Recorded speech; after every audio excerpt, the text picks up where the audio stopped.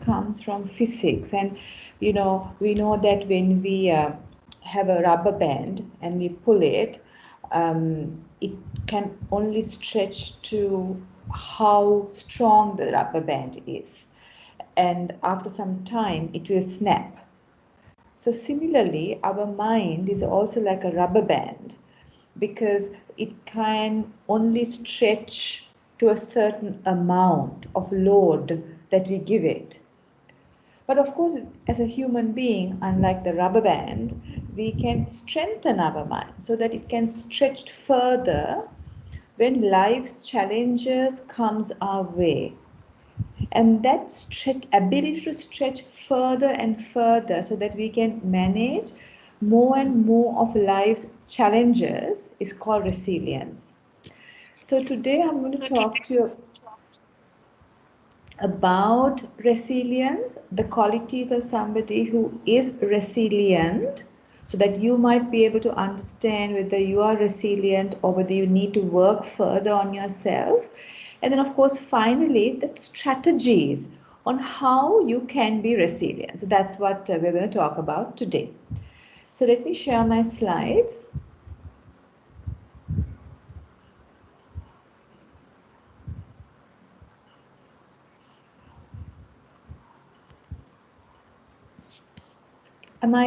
Is it visible, Muxid? Yes, it is. Okay.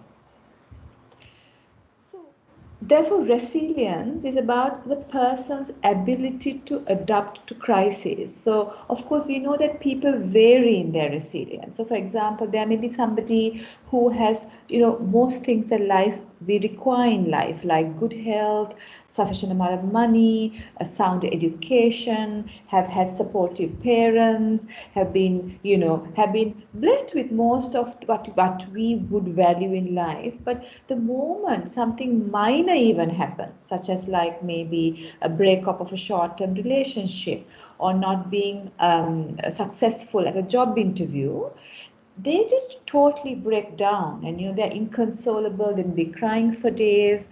I have had young people who talk to me, and they say, at the hostel I was put into the same room with somebody who is not my friend, and I feel so distressed. And these are like 25, 26, 27-year-old young people, and the inability to handle their emotions when they have to be in a room with somebody else at the age of 26, when more bigger calamities usually happen at that age to some people. The difficulty these people with him shows the lack of resilience. So then we also find we hear stories of people who have gone through great difficulties. For example, one of my friends was saying that when she was working on the rural hospitals in Sri Lanka, there was this woman who used to come for her cancer treatment, and the story was that her husband was a chena cultivator. This woman used to help the husband.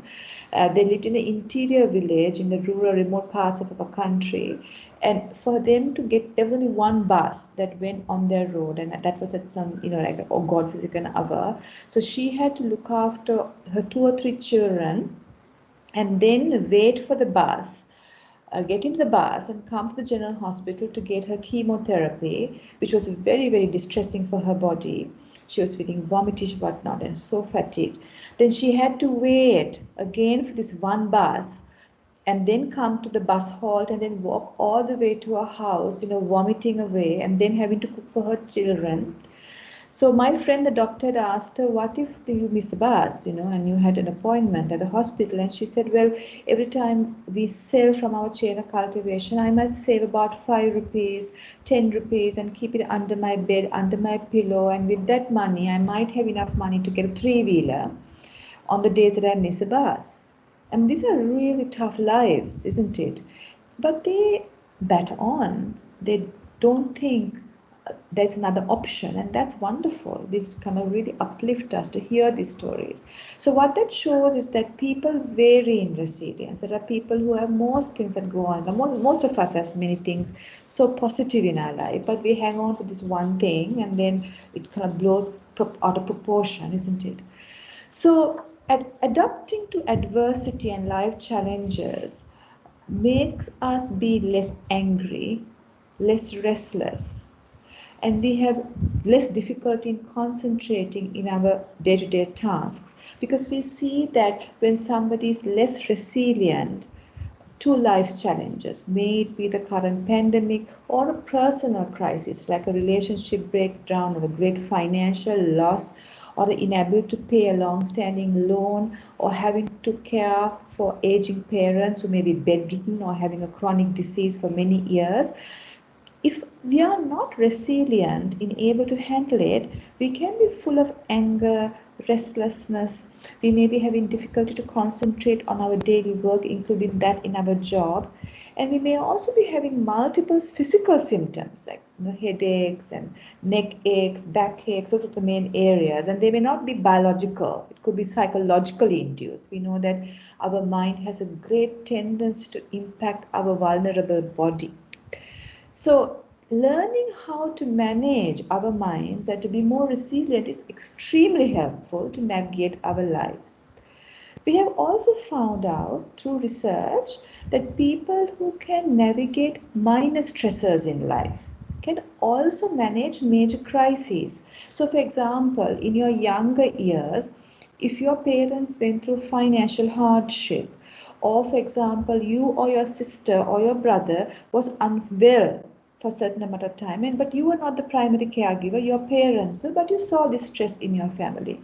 Or say somebody in your extended family, like a grandmother, was having some arthritis issues or she was bedridden and you all looked after her. So it was like a minor stress, not a major stress for you.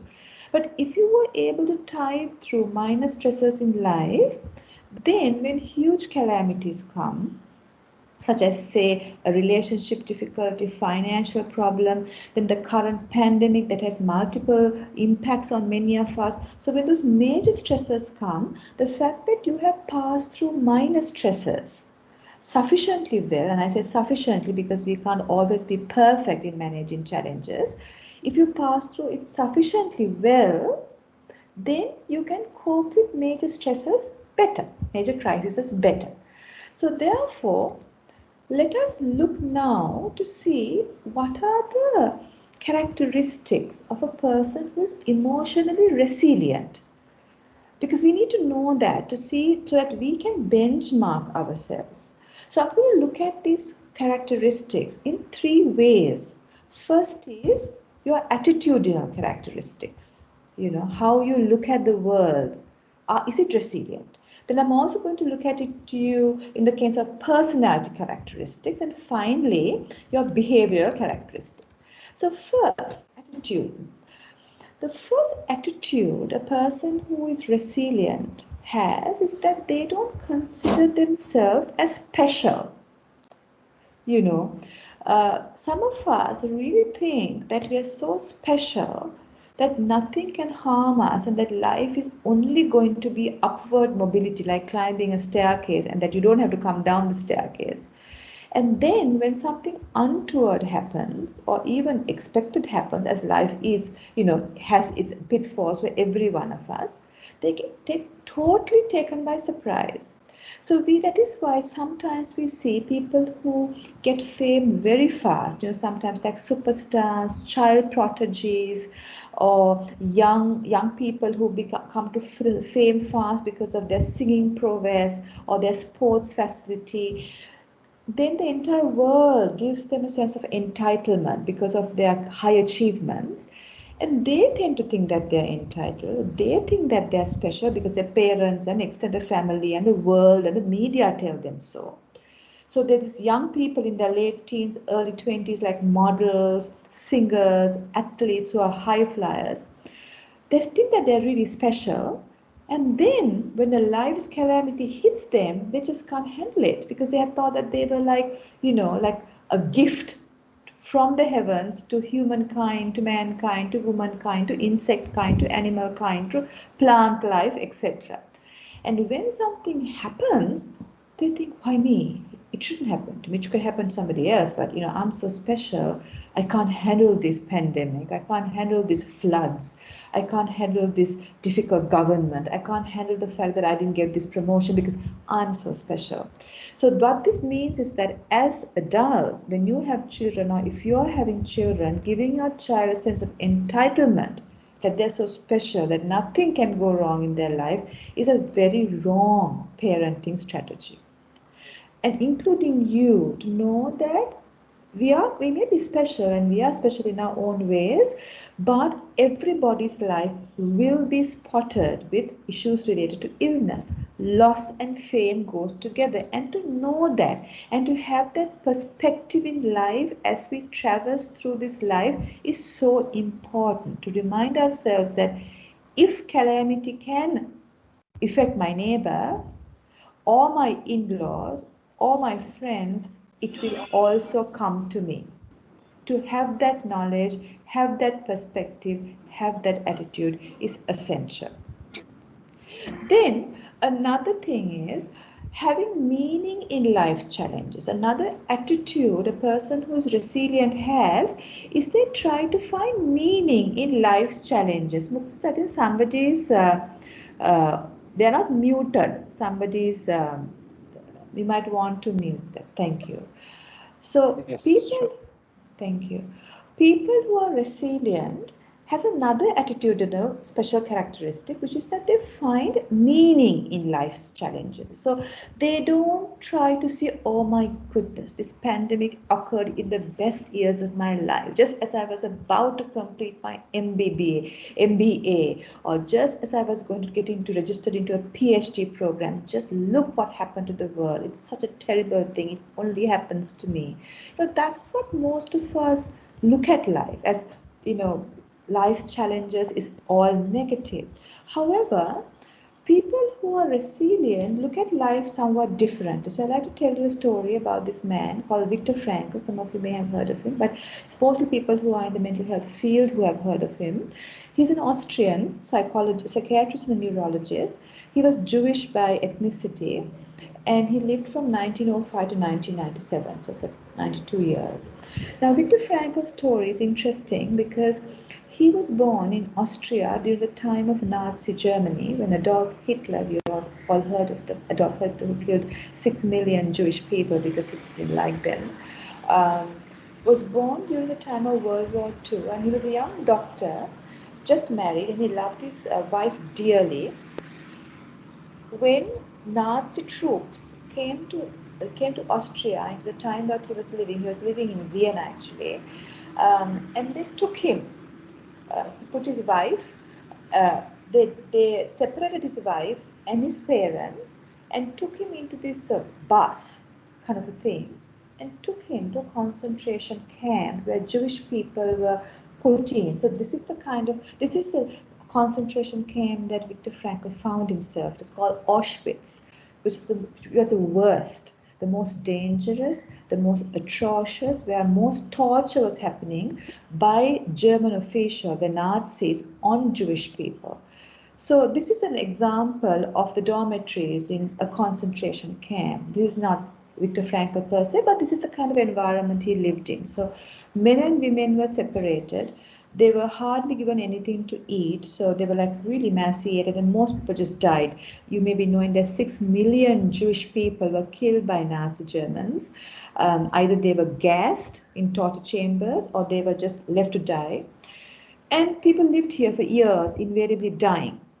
So Viktor Frankl found himself in this situation. And in his memoirs, in which he's written this book called Man's Search for Meaning, it's a very small book, you can buy it, it's easily available. I bought it from Vijitayapa at Crescat many years ago, but it can be ordered off online as well. So in his book, Viktor Frankl says that what kept him alive in these atrocious, inhuman, terrible conditions during Nazi Germany was he really wanted to meet his wife again. And he really wished and hoped that World War II will end and he will be reunited with this woman he really loved and his parents. So that's this will to live, this meaning he attributed, that made him get up every morning, go through torture, go through humiliation, save himself from gas chambers, and live daily. Then one day he says, one of his neighbors in Vienna was also brought to this concentration camp, and he slowly went up to him to ask any information about his wife and his parents. And this man tells him, I'm so sorry, Victor. Your wife was killed after you were taken in that van that day, and so was your parents. And Viktor Frankl writes in this book that that day was such devastation. His meaning and will to live died with it, because what he willed was to wait, to see his wife and family, and they were not there. So then he decided it's better to die, just let his life force go. So while he was in this dormitory, one of his dormitory mates comes to the dormitory and offers him a totally rotten tomato. It was like infested, like really gross stuff that we wouldn't eat, and gives it to Victor as a gift. And this Viktor Frankl writes in his book that when many of them had no food for days, a rotten tomato that was thrown by the Nazi German soldiers that they can't eat was like a great gift. And then this man who found it didn't eat it himself, didn't gobble it up, but came and gave it to Victor. And then he realized that there are people in this world who has goodness. And he found meaning in that to live. And he wanted to get out of World War II, get out of Germany, of concentration camp, and to write a book on what actually happens, that people will know, and then to also serve humankind. And that was his meaning. And that's what is written in this book. So what this attitude of finding meaning in life's challenges means is that if you can find meaning as to why you find yourself in this pandemic situation, is there a larger meaning? Like, for example, for myself, I find meaning in this as giving me opportunities to be more contemplative, to really find for myself as to what I really want in life.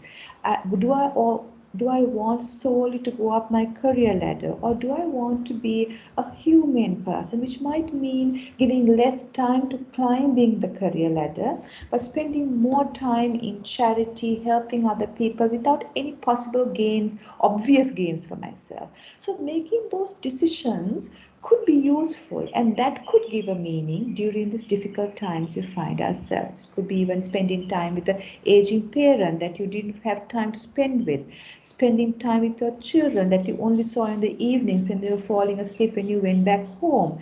So reshifting your perspective in life, do you have that capacity? If so, you're resilient.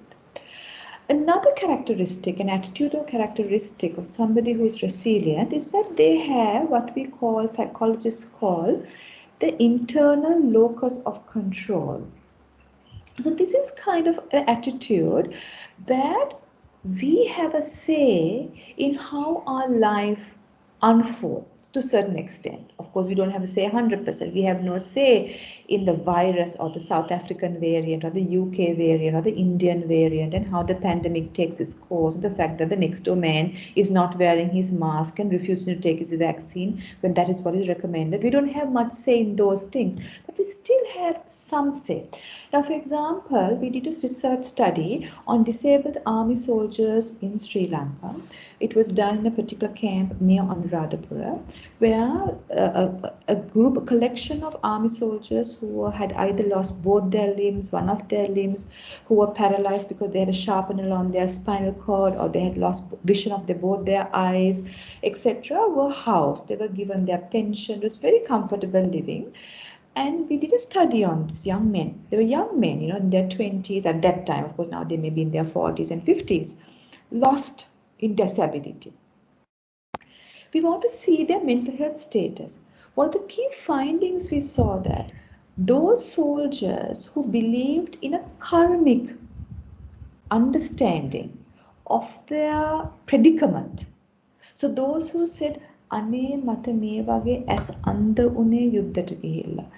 මගේ මට දැන් ඇවිදින්න බැරුව එක්තැන් වෙලා ඉන්නේ මම මොනවා හරි ගිය ආත්මයක් වැරදි දෙයක් කරපු නිසා නැත්නම් මේ ආත්මික යම් දෙයක් කරපු නිසා ඒකේ ඵල විපාකයක් මට ආවා. ඒ නිසා ඒක හේතුවෙන් මට පුළුවන්කමක් තියෙනවා මේක දරාගෙන ඉන්න.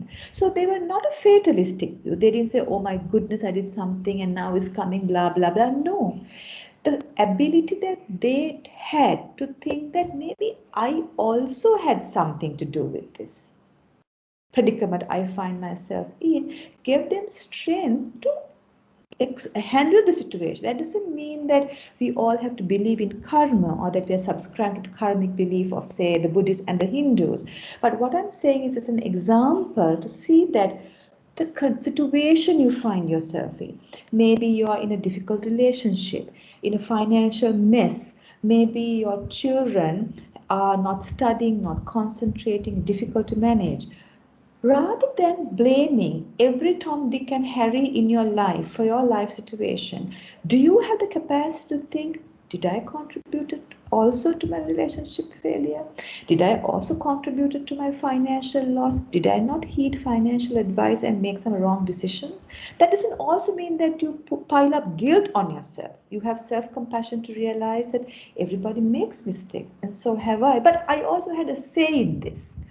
If you have that kind of an internal locus of control, then your ability to manage stressors and challenges is that much greater.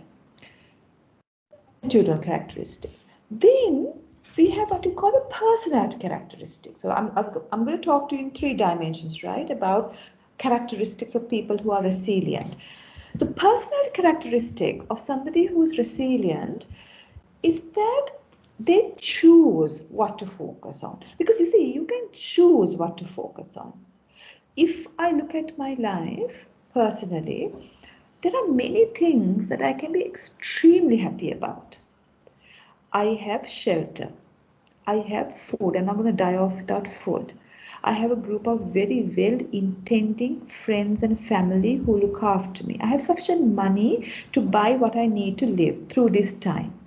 I have had the opportunity to get both doses of vaccines. I have a great employer.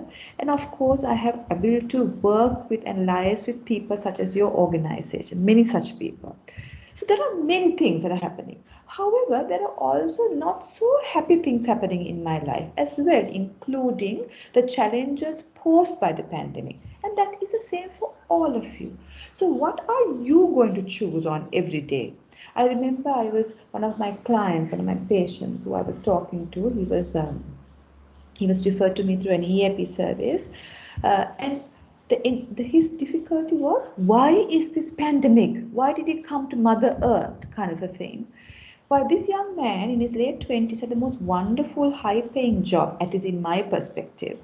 He had a very supportive father and a girlfriend who loved him to bits. So a lot of happy things. And he was very healthy physically as well. He had been going to the gym and he had this lovely interest in looking after pets. So a lot of good things, which many people in the rural areas of our country or in the world don't have. However, the reason he initiated psychotherapy was because why the pandemic? It's so unfair. So he decided to focus on something that was beyond his control. While if he chose to focus on things that he had, as opposed to what he doesn't have, his attitude to life would have been much more positive and which would have made him feel better. So how about you? Maybe this pandemic has reduced your earnings. Maybe this pandemic has brought about more conflicts inside your family. Maybe this pandemic is more challenging because you're with your children at home, with your spouses, and then you have to cook the meals and look into the children. The children are screaming. You have to do this meeting. Certainly, many of us go through. But other people go through more. How about this menial labors or the daily living wages? Who hasn't got anything to eat? While at least we have that. They don't have a steady income coming, but we do have that. So what I'm saying is a resilient person makes a choice what to focus on. They decide to focus on what they have, whilst acknowledging that there are other areas that they have to work on too. Okay? The second personality characteristic of a person who is highly resilient is they always reflect on their behavior. and thinking, if I behave in this way because of the stresses in my life, is it ultimately going to harm me or help me? You see, when we are under great strain and challenges, it's easy for us to lose our temper.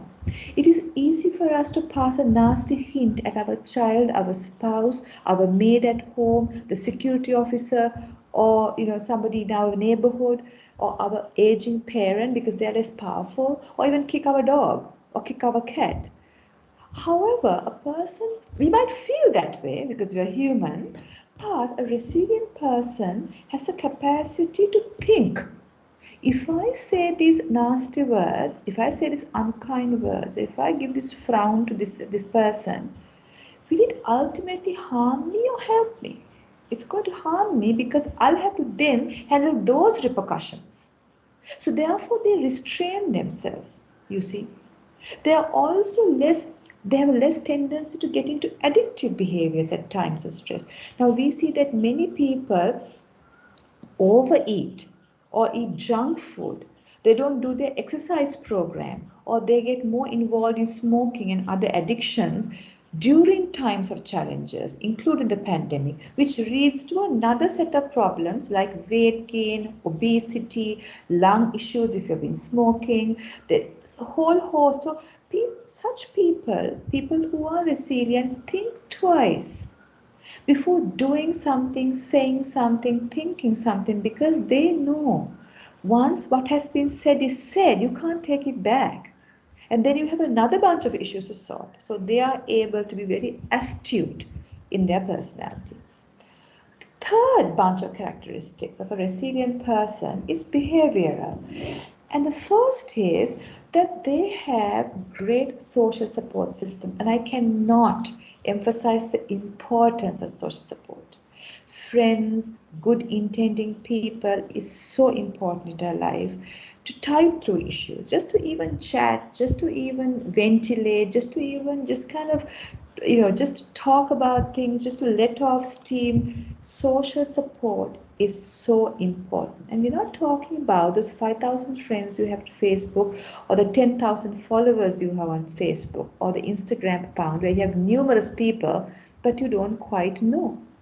So I'm talking about people who mean well for you, whom you can call to get advice. So for example, if you are permanently conflict with your mother-in-law or father-in-law who's in the same house as you, and it is quite difficult for you, do you have a friend with whom you can talk to and get advice? I'm not talking about the friend who incites you and say, "Mara paduwak neda arageni." Yata mehema kiyana, arama kiyana. Now those are not the people that we are referring to here.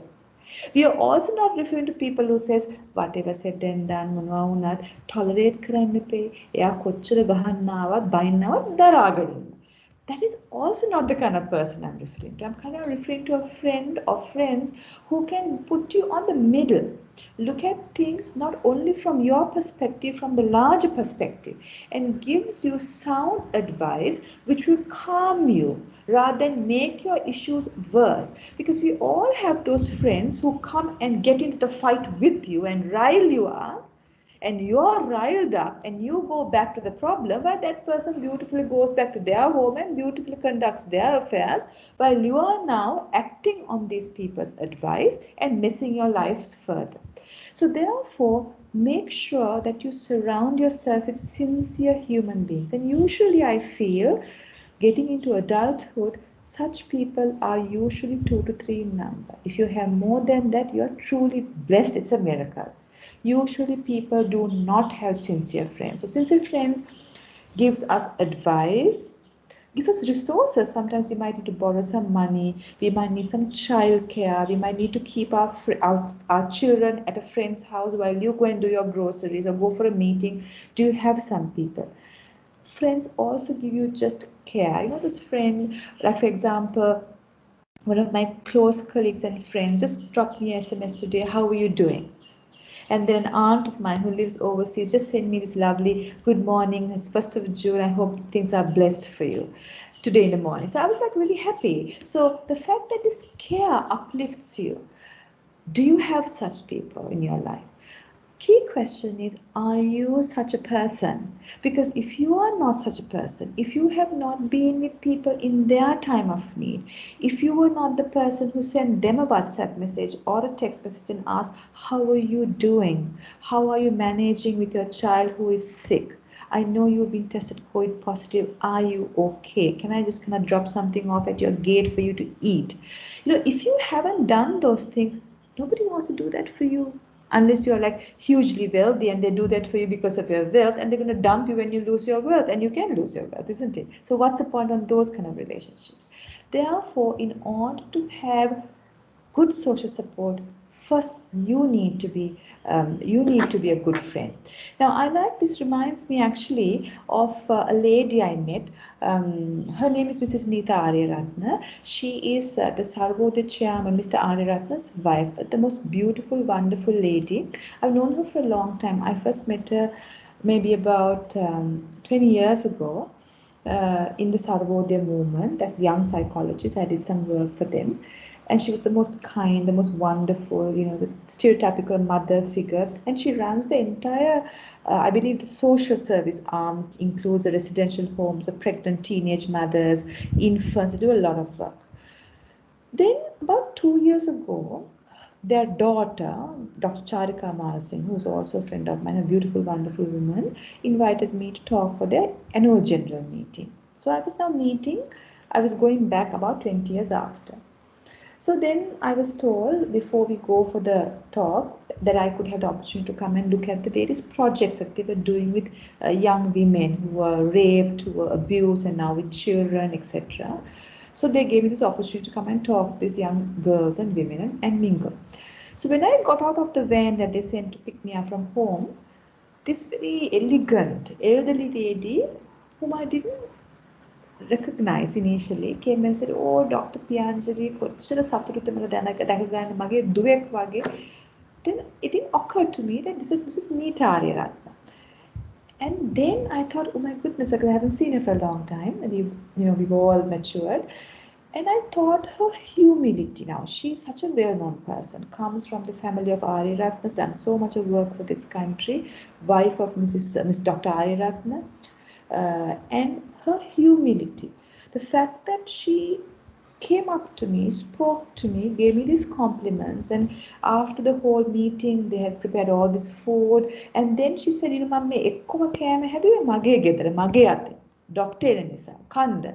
And then I felt, when you're in the company of such a person, now I believe she's in her 80s, so vibrant, so so humble, that you cannot but be there for that family, isn't it? So are you like that? Are you humble? Do you have humility? Do you go out of your way, despite your social and professional standing, to be good to people? Because if that is the case, you will be blessed with social support. On the other hand, are you having issues with humility? Are you ego-based? For example, do you think you are a gift to earth? I mean, there are people like that.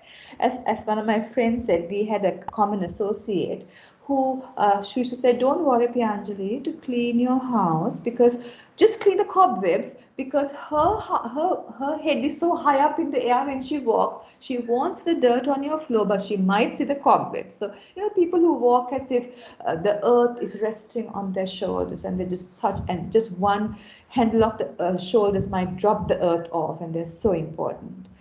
Do you walk as if you're a gift to earth? There are people who walk as if they have just swallowed a bicycle handle kind of thing, with such importance.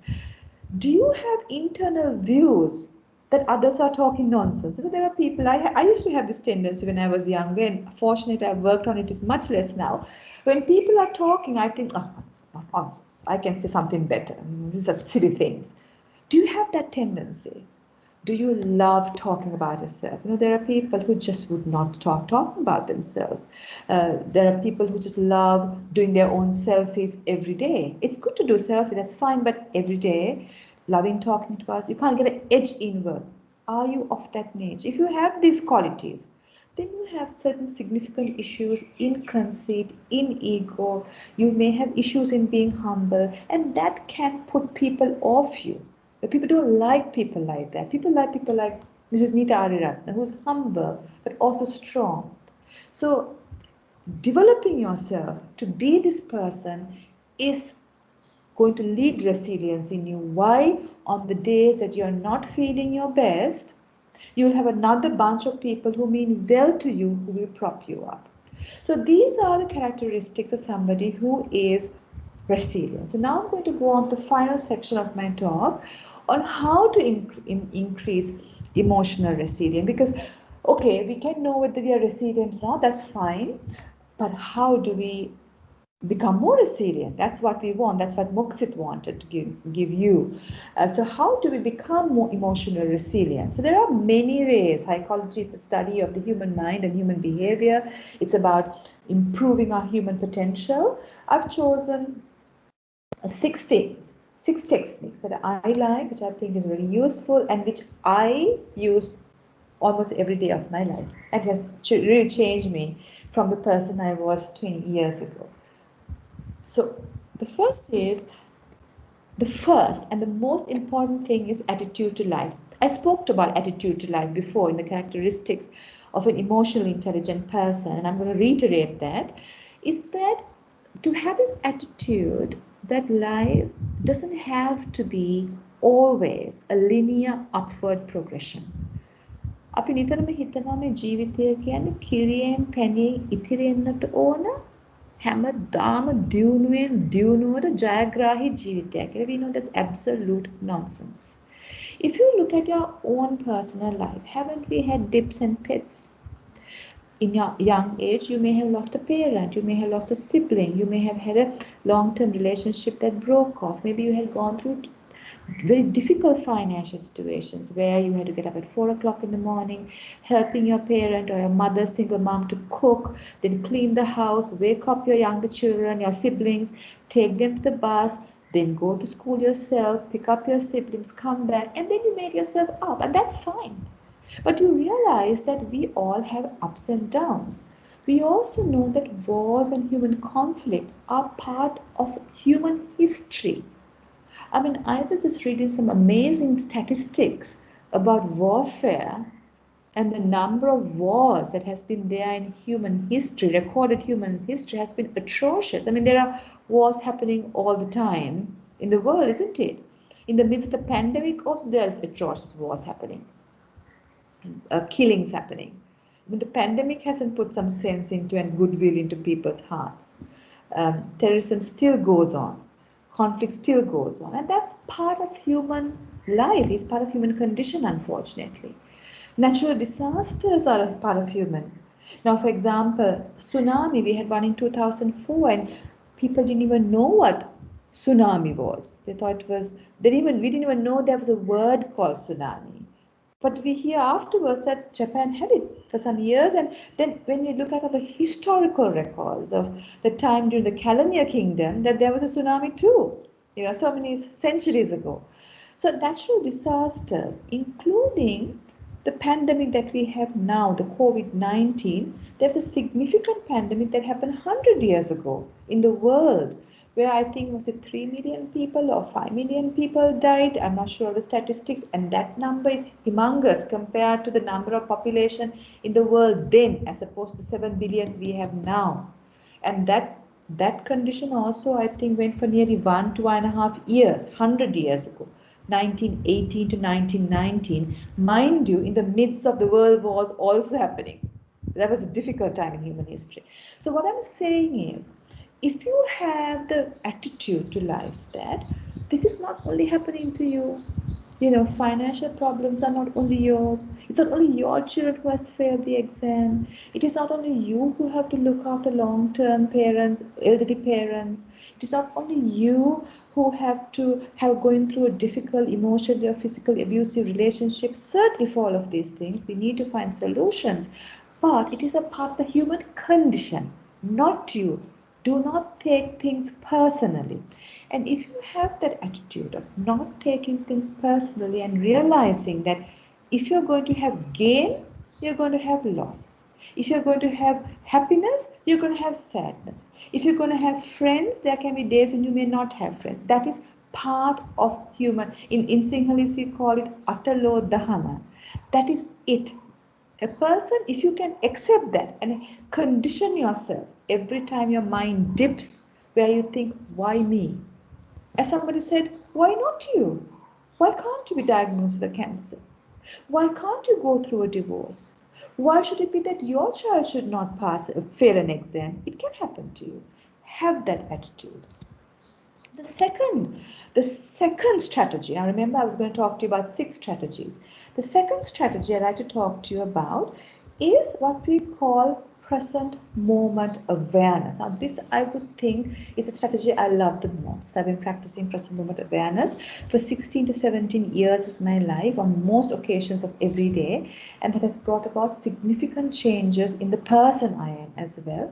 And this is also documented in many psychological textbooks, and it has been a time immemorial strategy, and I really advise you to include this as part of your self-development program, not only during this pandemic time but for the rest of your life. So what is living in the present moment? අපි සිංහලෙන් කතා කරනවා සිහියෙන් ජීවත් වෙන එක ගැන. So present moment කියන්නේ මොහොතේ ජීවත් වීම. What is living in the present moment right now? For example, I'm in a place, I'm not at home, I'm at another place where when I look out like this, I'm seeing these beautiful trees, and on this left side there's sunlight hitting on the trees, and it's very beautiful. I hear some birds singing. There's a fan behind me which is giving me air, and I'm feeling cool. I'm feeling a little bit of a back pain because I've been sitting on this chair and conducting meetings on and off. It's not a bit comfortable.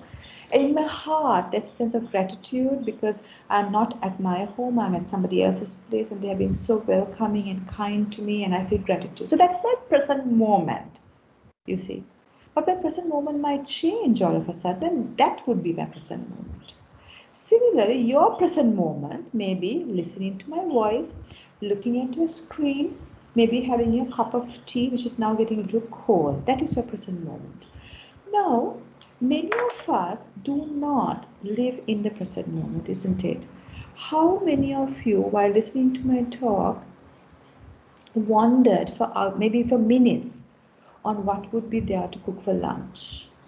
Why is my spouse meddling that WhatsApp button too long? Why is my dog barking so loudly when there is curfew on or lockdown on? Why does my child not study? And thinking about all of those things, which is actually not what is happening to you in the present moment, because the present moment is very simple.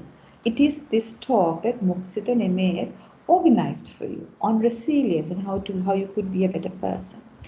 Unfortunately, many of us haven't trained our mind to live in the present moment. Rather, we live in 3 other places. We live in the past, we live in the future, and then we live in the fantasy land, isn't it? I like to give you this story.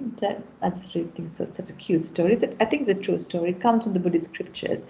It's about these 2 monks, an elderly monk and a younger monk, who, now the elderly monk, this happened in a village temple apparently, was enlightened, and he had the capacity to look into the minds of others and read others' thoughts. But, as an enlightened being, you don't go boasting around those things, and nobody really knew that he had the capacity. He was very humble. And there was this young monk, like an 18-year-old, who really hated being in the robes. He was given to the temple, I suppose, because of a malefic horoscope, or the parents were poor, and they offered him the robes. And now he found himself really stuck in these robes. So his daily life was very unfun. And one of the components of his daily life was fanning from the Vatapata to the young elderly monk while in the afternoon, while the elderly monk sat in the veranda of the Avasaki, the monk's premises. So one day, this young monk was fanning the elderly monk and had this thought, Hayyo momona ජීවිතයද මොන කරදරයක්ද මොන අවාසනාවන්තකමක්ද මම මෙතන ඉන්නේ. ගමේ හිටියනම් කොච්චර සතුටුද. Muksit, is it okay if I talk the whole thing in Sinhalese because it's much more powerful? Muksit? Is it okay? Doctor, if I may just tell you, there are little amount of people who does not speak Oh, Sinhala as well and okay, I who doesn't. doesn't understand. Yes. Right, okay, it's not as powerful, but I will do it in English. Okay, Okay. so this young monk thinks, what a mess. I just don't want to be in this monk's role. I don't want to be in robes. I wish I was in the village. What fun it would have been, my friends, and now we're 18. Oh, that Anusha, who was in my Montessori class in school, I really liked her. She liked me too, though we were like 5 years of age, and we used to play together. She was so pretty, and our families also liked each other. Maybe at this point in life, if I met Anusha and Anusha met me, we might just kind of have something, because we had a connection when we were kids. I think that's quite a possibility. And in fact, our parents likes their parents. It will be quite a match. And my parents might give us like a portion of the paddy field. I mean, I can easily do farming. I'm physically fit. And Anusha's parents might give us like a bull or so that we can use that to harness the bull and to do our paddy field things. And we can have a little hut, like a little chalet kind of thing that we could live in near our Chena cultivation, and it would be like such great fun. And I think we need to have 3 kids. 2 kids is not enough. Um, Unfortunately, I remember when we were at the Montessori, Anush had a bit of a temper. My concern is when my children misbehave, whether Anusha will hit them. Now, I don't want my children to misbehave, but I certainly don't want them to be hit by their mother. So that would really annoy me when she does that. So what I'll do is, if she hits our children, I'm going to hit her like this. And he started hitting the elderly monk with the vatapata, the fan. And the elderly monk looked up at this young monk and said, Podihamaduro, small monk, I'm not Anusha. Anusha is in the village. You're here. You're fanning me. Aren't we like that too? We may be at a meeting. Our child may be trying to make us understand about the new clay toy he had made. Our spouse may be talking about the difficult day that they had at office. Our domestic may be telling about their woes and their village issues. You may be cutting the carrots for your dinner. But we are not with the incident that's happening there. Instead, we are like with Anusha or the terrible boss or the awful neighbor, having these fantastic stories which are actually like clouds. It's insubstantial, but we make these stories. A person who is living in the present moment do not live like that. A person who lives in the present moment, on the other hand, keeps their mind on the activity that they are doing. And what does that mean? It means if you are talking to your child about the clay toy they made, even though how silly it might look to you, every time your mind wanders away or makes you want to reach for your mobile phone while he's talking, you make a concentrated effort to bring your mind back to the activity that you are doing, which is talking to your child. While you're at the most boring of meetings, your mind might go to other things easily. Planning your dinner, what you would say to your boss, how you talk to your spouse, or you might be on Facebook whoring. Uh, if you're going to train your mind to be in the present moment as a strategy, you will gently bring your mind back to that meeting that you find internally boring, but you will still engage there. When you're cutting the carrots or the cucumbers or the vatakolu for your lunch or dinner, your tendency would have been, while cutting it, to make the agenda for the meeting you're having, or to fantasize about a person that you knew 10, 15 years ago, not being concentrating on the activity of cutting the cucumber, gotukolo, or the carrot. As a person who's practicing present moment awareness, on the other hand, you will bring your mind back to what you're doing. Every time the mind wanders away to a non-existing situation that your mind has created, you bring it back to the activity you are doing. So you need to do this 24/7, 365 days, and if you live 65 years, 75 years, 85 years of your life, you do it for all of that waking hours of your life. And what do you do from the moment you getting up from the bed, putting on your slippers, pushing the door to your bathroom door, going to your sink, taking the toothbrush, putting the toothpaste, putting it into your mouth, all those activities that we do every day of our life, as well as activities we don't do every day of our life, including going to a party or going shopping. We don't do it all the time. All of those activities, when you do it, keep your mind on the activity. Be engaged, put effort, and every time your mind wanders away, you bring it back gently. If your mind had wandered away 10,000 times in that day from the primary activity, bring it back 10,000 times. When you start living in the present moment, with time you would see you become less reactive to your feelings and thoughts. Initially, you might be full of anger, annoyance, jealousy, sadness, restlessness, vindictiveness. That may be the nature of your mind. But with time, you will see that though a feeling of anger comes, your tendency to work on it, act on it, speak based on it becomes reduced.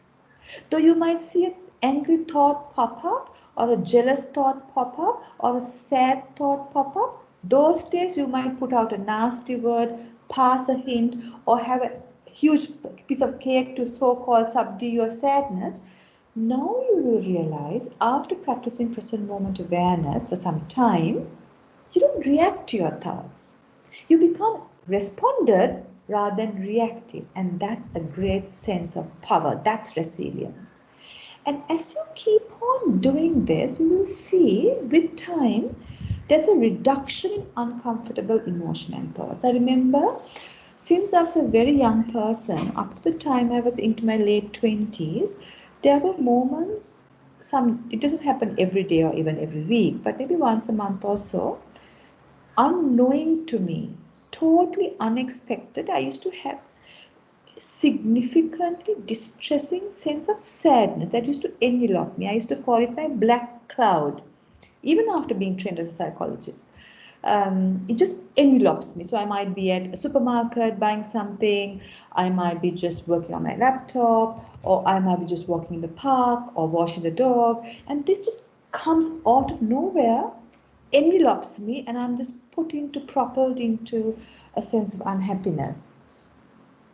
Then in my early 30s, I started practicing present moment awareness, and I went for a meditation retreat as well to really get the hang of it. And from that time onwards, now that's about 17, 18 years ago, I have never had that feeling of that terrible sense of despair, low mood that envelops me, never came to me, thankfully. So that's what I'm meaning. As you keep on practicing present moment awareness, as you train your mind to not wander off to things that are not happening there, but to keep your mind in the present moment, with time, these uncomfortable feelings that you're grappling with all starts not coming. Why? Because it's like a bunch of weeds, right? If you have weeds in a flower pot, if you keep watering the weeds, putting fertilizer into the weeds as your flower, the weeds will also grow. It will also choke the flower tree. Instead, if you don't give the weeds the water, the sunlight, or the fertilizer, or a combination of that, the weeds can't grow. It will die off. Similarly, if you don't act on your anger, if you don't speak based on your jealousy, if you don't act on your restlessness or sadness, it can't grow. It dies. Let it die. As you keep on practicing present moment awareness, because of the less negative thoughts and feelings in your mind, you become more clear in your thinking. You're very clear in the way you speak. You can take very good, wholesome decisions that are not detrimental to you. So that's present moment awareness. Then another dimension of handling your thoughts, of course, handling or being more resilient is actually handling our thoughts, isn't it? Now, if you like this, have a look at this. I think something Medha, isn't it, or Muksit? Can you hear me? I think suddenly something went on my screen. Can you hear? We can hear you. We can hear you from Sid. Thank you. All right. Yeah.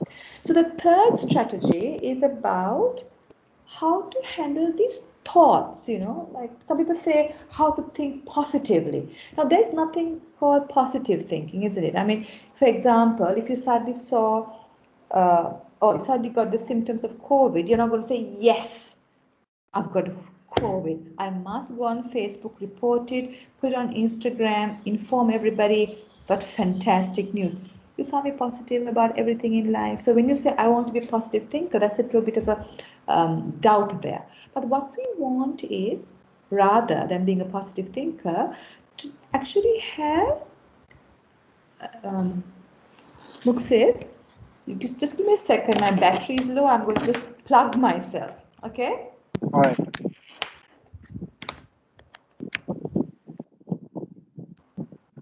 Now, I think I've just a second. Just give me 2 minutes.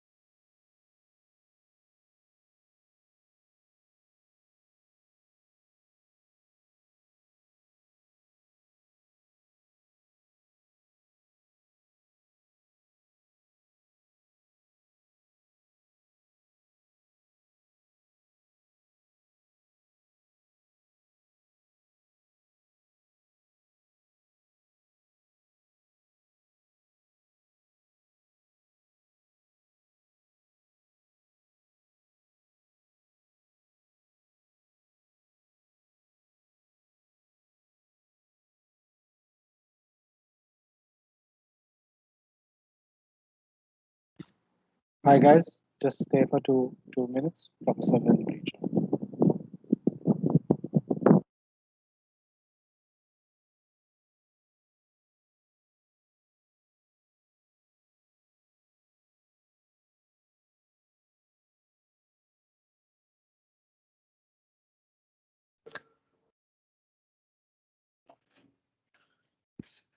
Okay, so am I there? Yes, we can hear you, Professor, and we can Thank see you you. too. Okay. Super, super. Let me Great. give my slides Okay. again. Sorry about that. No problem. Okay, here's my slide again. Okay, so it's not about having lots of positive thinking even when the worst calamity happens, because that's unnatural. But what we need to aim for is to get rid of unnecessary thoughts that is unserving you. Now, if you were to have a look at this slide here. So this teacher gives this little kid a diagram and says, what is the shortest route to the milk? And then this little child who's really intelligent says, just draws from outside. Teacher gives her a correct as well as a star. Now, life is really very simple, isn't it? I mean, actually, life is very simple. We complicate it by imagining a non-existent problem, if you think about it. Like, for example, if we send a text message to a friend or somebody that we're very close to, and then we see that person has seen the text message on WhatsApp with the blue ticks, but hasn't responded to you, immediately for many of us, bunches of negative thoughts starts occurring. He hasn't seen it. Why hasn't she responded? Could it be that so and so said something that we spoke about her and now she's trying to avoid me? Do you think I'm going to get dumped? How terrible that would be. So you create this entire scenario, and after a day, that person says, hi, I'm so sorry. I was in the midst of these things and I just couldn't get back to you. How are things with you? We'd love to meet up with you. And you're like, oh, thank God. But then it gets repeated over and over again. Now, these bunches of thoughts that we create because we have not lived in the present moment really challenges our mental health. What we need to do is to really get rid of this unnecessary thought proliferations that happen in our mind, which makes you become more resilient. Because why? You have lesser thoughts, and the most important thoughts are with you, and the unnecessary ones are gotten rid of. When we live in the present moment, these unnecessary thoughts that occur in our head, these imaginations, what happened in the past, what's going to happen in the future, like that young monk and the elderly monk, those tendencies do reduce. We can get rid of lots of our thoughts. I would think that as a younger person, I would have been like even better than Steven Spielberg. I used to come with the most crazy concoctions of my life that will never ever happen. You know, like for example, how I'm going to get the Nobel Prize of Psychology in Sri Lanka, how I would go to Norway and get that. I mean, there's no way I'll ever get any prize, let alone the Nobel Prize. But I could imagine, right? But what happens is that when we create non-existent worlds in the form of these thoughts, our mind gets really clouded and we can't think things through. Unlike this little girl who's decided, I don't want to go into the maze and the puzzle. It's so much easier and shorter and less energy consuming and that much more cooler to go from outside. So what if we learn that way of doing life? One way is, of course, the practice of present moment awareness that I spoke to you about. Okay?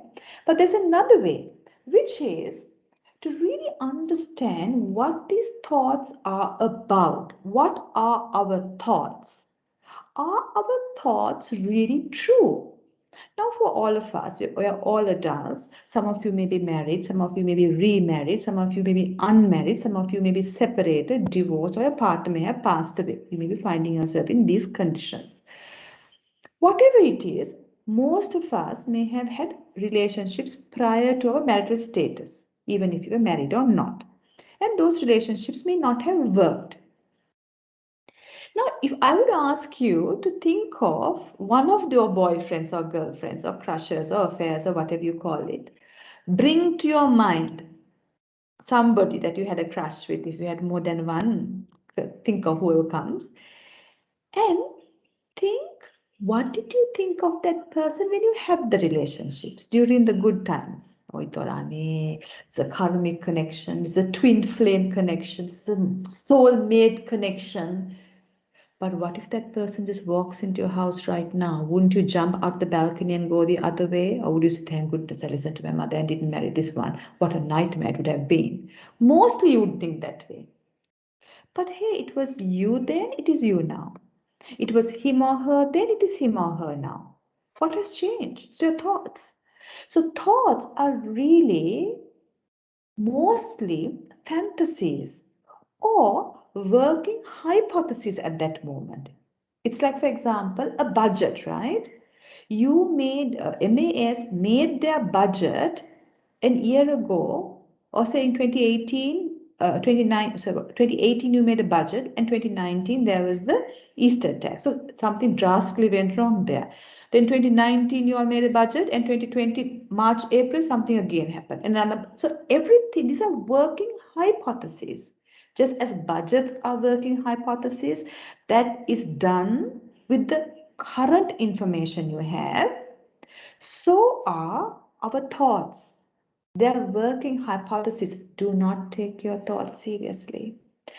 You know, there are times when it has happened to me where, you know, you have been friends with somebody, it could be a platonic friend, and things have kind of soured up, not majorly, but you know, you kind of distanced yourself, and then you haven't been in touch with that person significantly for many years, and then you meet that person again, and you know, you connect really well, and then the relationship is at a better level than what it was, and then you wonder, hey, but 10 years ago, I just lost interest and we didn't have much in common, but again, we are connected. So things are very dynamic. Our thoughts about places, our thoughts about things, our thoughts about people, our thoughts about ourselves are very, very dynamic. So if you hang on to your thoughts as facts, I remember I went on a staff trip to Anuradhapura and with some of my staff from my ex-office I worked with, and they had decided on a restaurant that they were going to have lunch at. And when we went to the restaurant, it didn't look that fun. So many of us told the person who organized it, let's go to another place. But the temper tantrum the person who organized the restaurant had, no, no, no. We booked it here, we didn't pay, but we made a reservation here, we have to go here, this is the place, blah, blah, blah. So we said, okay, fine, we'll go there. Then we were having the lunch and the food was pretty bad. But we didn't mind it, it's just another meal, right? But the person who organized it was so distressed that the chicken was not fried enough properly, the prawns were a little bit too tender, the fried rice didn't seem like fried rice. It was very difficult for her to adjust to the new reality and to think that this also changes. It's okay, it's all right. She just was stuck to her thoughts of what should be, and nobody could change it. And ultimately, we had to take her to get ice cream to cool her down, literally, because she was so wound up. Are you like that? If you're like that, remind yourself not to take your thoughts personally. Don't take it personally, because thoughts change about everything. So right now you may be having thoughts like, oh, what an awful life, this terrible pandemic, my spouse is not very helpful, my children are a mess, I'm a mess, all that. Give it some time. If you're living in the present moment, you will realize by afternoon today, by evening tomorrow, there's another bunch of thoughts that come. So which thoughts are correct? Nothing is correct. So don't take your thoughts personally. Don't take your life personally. Remind yourself this as you practice present moment awareness. Meditation and prayer.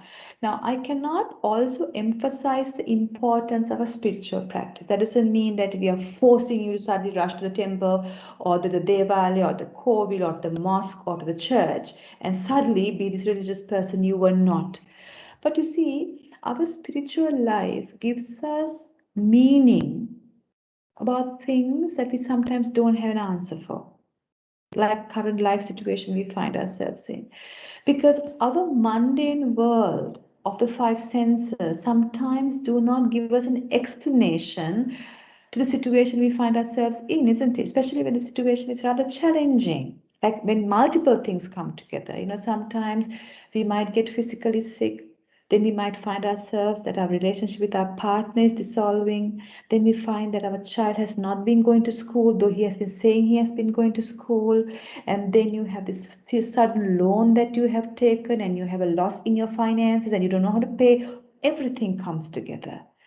And then relying on our knowledge and our current understanding of what the world should be like may not be sufficient. Then hanging on to our religious beliefs and finding a larger meaning from whatever religious belief you have is very useful. So if you find yourself in a particularly challenging life situation, and if you have not yet been a very spiritually inclined person, I invite you to go to your religious books, maybe prayer, reading the Bhagavad Gita, the Dhammapada, the Bible, the Quran, doing a bit of meditation practice. I remember I had done this same resilience workshop for an organization back when the Easter attacks happened to a travel industry. I did a 2-day workshop, actually. It was like a workshop. I was supposed to talk with the top management of a particular sector. And this man was saying, well, he prays 5 times a day. He was Muslim. And he said he did it very artificially, very technically. So then the second time we had the workshop, he said, after you spoke about the importance of religiosity, which I knew, but I was doing it very technically, I combined the practice of present moment awareness with my 5 times of prayer. And I found how much my mind wanders away from the prayer and that I haven't actually done any justice to it. And then I worked on really doing my 5 times of prayer properly, being with the words that I was saying, really visualizing it. And even the posture that I adopted, I did it mindfully. And the impact of strengthening my mind. Just those 2 weeks, it was a 2-week gap workshop. was amazing. And he said, after that, even when I was washing my car, talking to my wife, I practiced being in the present moment. And I found the importance of present moment awareness in my prayer position. So I encourage you to really be engaged in a meditation or a prayer opportunity. Gratitude is another offshoot of religiosity, I would say, being grateful to what you have. Gratitude journaling is a psychological practice where in the night, in the evening, before you go to sleep, where you write down the things that you were grateful for that day. And it doesn't have to be big ones, because there aren't big ones that happen in our life that we can be grateful for every day, isn't it? We don't get a promotion every day. We don't get married every day. We don't get a child every day. We don't get a lottery every day. It happens, every few years. But every day, there are things too. Like, for example, as I look out of my window here, I see this beautiful sunlight hitting on this beautiful greenery and this is bamboo trees. And it's really beautiful. I just saw this butterfly going by as well. It uplifts my heart.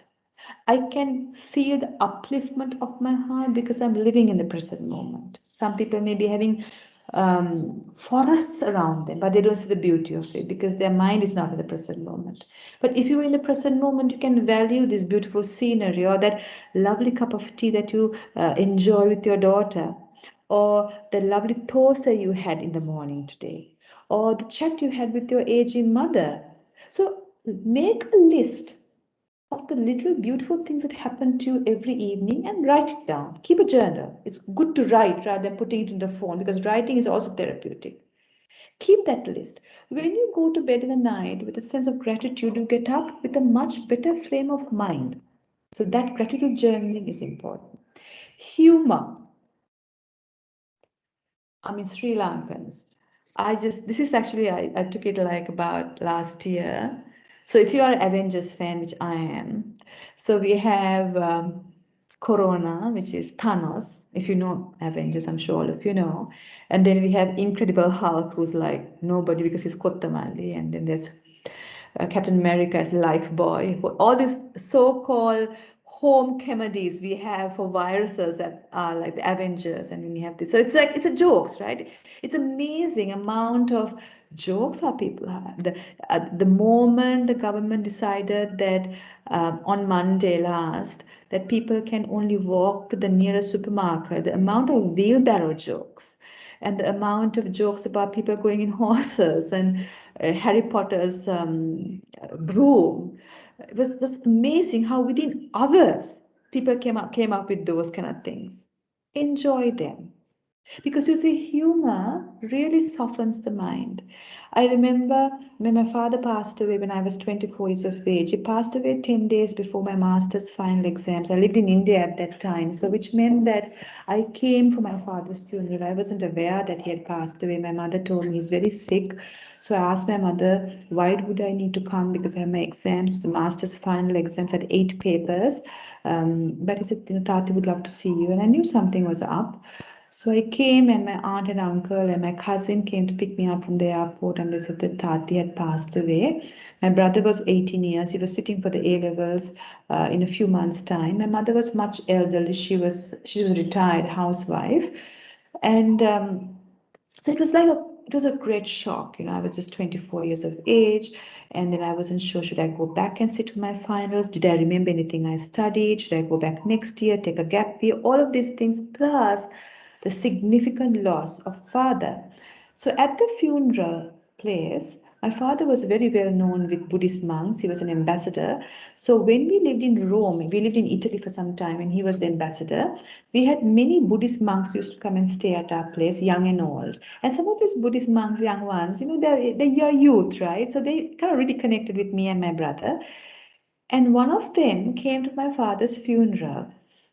And my brother said, Akki, can you remember this monk? So myself and Malli were standing near Tati's dead body at the coffin, and this monk came and gave his respects and smiled at us. I didn't recognize him. I was too distressed. And Malli told me, Akki, can you remember this monk?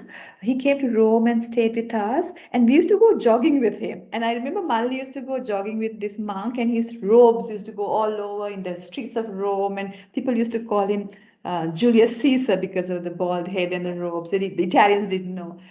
And the moment my brother said that, I just started laughing.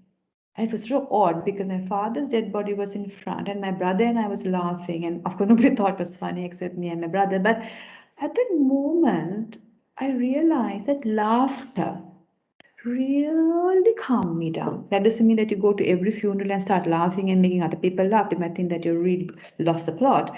But when you have an opportunity to listen to a joke, to watch a light film. When things are going wrong in your life, for goodness sake, don't watch Sri Lankan teledramas that are all about doom and glory, doom and gloom. Some people, when they're going through a difficult time, they only listen to sad song or violent movies. It just activates further. You're putting fuel into a fire. Rather, if you want to get through challenges, be with people who lightens your load. Not with the doom and gloom times who has the capacity to think of the most atrocious things that can happen in life. You know, even in the pandemic, there are people who says they make a loke vinase. Or vaccine එකේ තියෙන්නේ මොකක් හරි particle එකක් දාලා where some nanotechnology company will, I mean, those kind of atrocious conspiracy theories you stuff yourself up with by listening to them and you get even more challenged. Don't do that. So if you have those kind of people, be away with them for some times or try to infuse your humor on them. Read funny stories, see funny movies, light comedies. And even if it is difficult for you, pretend a smile, pretend a laugh. Pretense can become a reality. So, in short, now it's 10:50. I know I'm supposed to stop like 10 minutes earlier.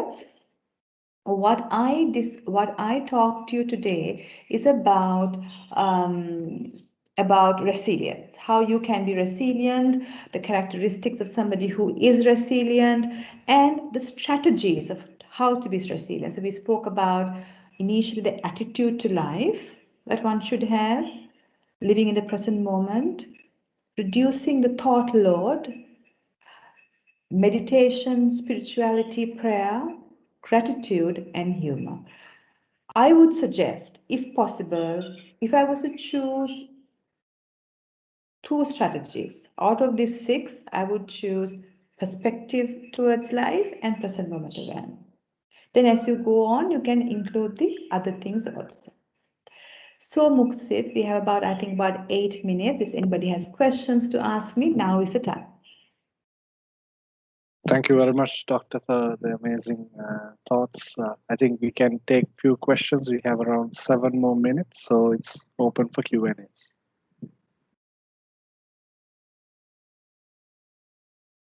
Anyone from the audience?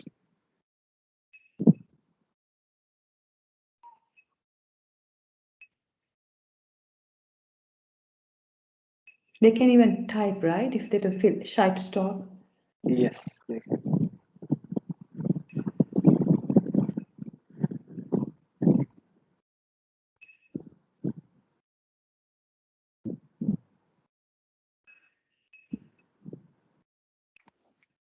Hi, Dr. I'm Rajita. I'll just start off the questions because I know sometimes people get a little bit shy about asking questions.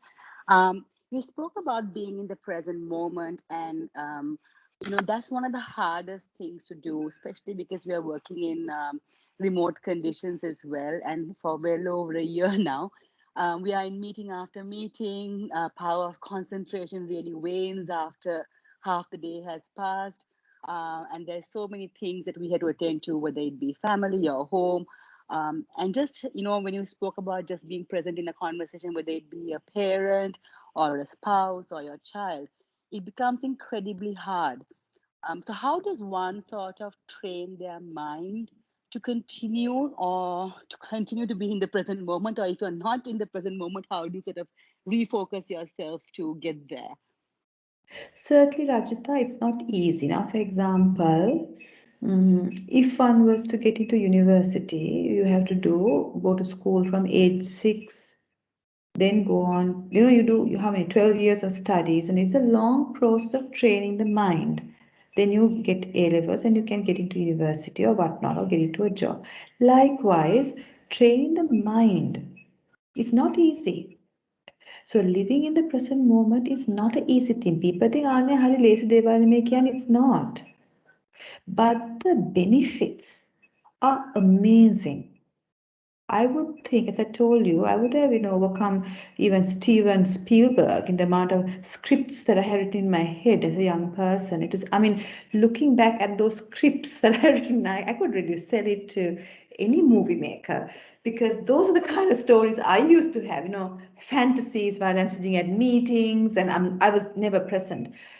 But Rajita, to be in the present moment takes a lot of effort.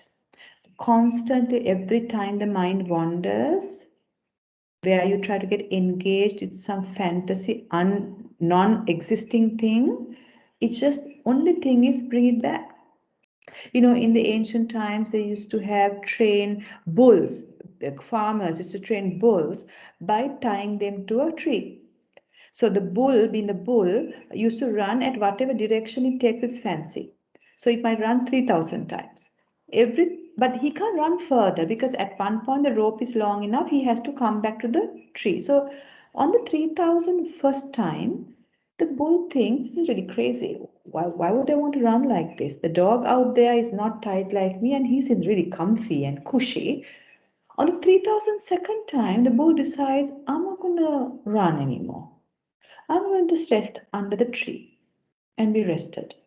On the 3,003rd time, he has the urge to run, but he realizes how futile, how tiring this running is. So he doesn't give in to the urge to run. In the 3,005th time, the urge doesn't even come. So it took a long time of training for this bull to realize that running is not worthwhile. Our mind is the bull. It has been running when we haven't trained it, right? But you now come to a talk like this, and then you learn that that is not a healthy way. There's a lot of material on mindfulness, present moment awareness on the internet that you can learn further. So what I tell you is, it's effort, Rajita. Every time you're talking to your parent or child or at a meeting and your mind wanders, make the effort to come back. That's the main thing. Then there are also mindfulness apps. Your smartphone will have it. There are lots of free mindfulness apps that kind of gives you like a beautiful gong smell at random interval, that even if your mind has wandered, because initially you wouldn't even know you have wandered for half an hour. Then it's gong runs and you bring it back here. Then you train like that with an external aid. So there are apps like that also you could use. Thank you very much, Raji, for the question. Thank you very much, Doctor. You're very helpful. There's a question from Sharika. Yes. Hi, Doctor. Thank you. I have a question. As a parent, many of us have children who have now got stuck to doing these Zoom calls, and like my son is 12 years old, and he's in Zoom calls from 7:30 till 2. And I am absolutely sure that they have absolutely no the ability to concentrate during that time, because I know I can barely do it myself. Do you have any sort of tips or tools or ways in which we can help children also practice this present moment awareness that you are familiar with, something gentle without it sounding like a lecture again, that you can share with us? It's the same, Sharika. It's a very good question, because we found out, for example, in the UK, the practice of mindfulness has been brought into their school curriculum. This is pre-pandemic.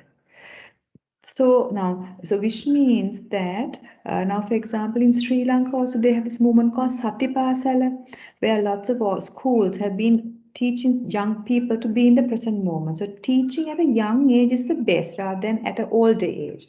So at home, as a parent, as an adult, any of you who have been listening to this talk, if you become a role model, first of all, the adult has to become a role model of present moment awareness. If you are mindless most of the time, the child will not role model you. That's number one. Number two is, forget about his online class. That should be the least thing. First, we have to focus on the daily things that you do with your child, like eating, making him or help with the cooking stuff, playing, having the chit chat in the evening as a family. Y'all as parents, be mindful. Be connected. Then the child senses a change in the vibe in your system, your family system.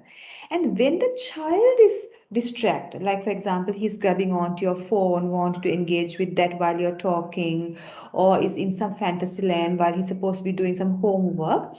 Gently remind him, Puta, then we make a karam. Let's get back here. So because they may not have the cognitive capacity to on their own bring their mind back here unless they're very spiritually evolved young people, you can gently bring their mind back when you see them wandering. But don't do it initially at the Zoom class because that's really boring. Do it with your fun stuff that you're doing at home first, Sharika. Thank you. Yes, that's a good idea. Thank you. We can take one more question before we wrap up. Anyone from the audience?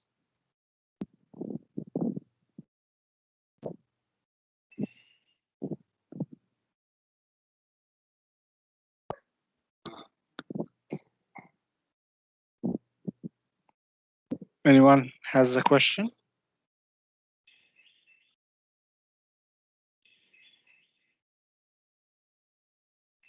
All right, I think we have come to the end of the session today. First and foremost, I would like to thank Professor Priyanjali for sharing with us amazing thoughts around the topic being resilient when life challenges us all. Personally, there is lots of takeaways for me from this session, from being in the present, initially staying focused, having a meaningful life, understanding that meaning behind it, as well as the social support, your friends, your family. Likewise, many takeaways for all of us.